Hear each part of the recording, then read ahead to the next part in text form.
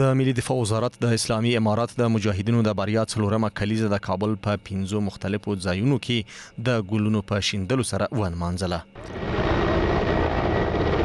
ټول افغان ولس ته دغه سترې ویاړمنې ورځې مبارکي وایو. الله جل جلاله دې دا صلح او راغلی امنیت او استقلال په افغانستان کې تل تر تله دائم او قایم لري. هر وقت هر کسی که اراده تجاوز دارن انشاءالله جواب تجاوزشان ما داده میتونیم و جواب تجاوز همیشه ما داده ایم.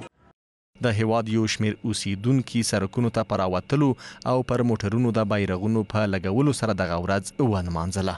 خپل ازادي لمانځي د ازادي د امریکا او ناتو ته چې ماته ورکړل اسلامي امارت الحمدلله که خوشحالي ورځ ده ورځ ده. الحمدلله د استقلال ورځ ده او ډیره د خوښۍ او د خوشحالي ورځ ده. دا هغه ورځ ده چې په دې کې 4 کاله مخکې د دنیا زبر ځواکونو ماتې خوړلې ده.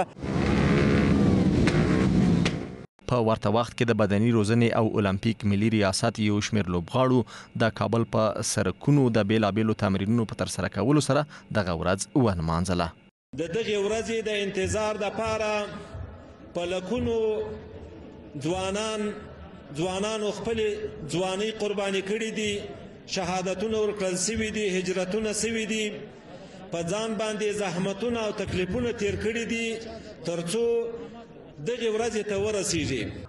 دغه ورځ نور اماراتي ادارو هم په ځانګړو مراسمو سره نمانځلې ده.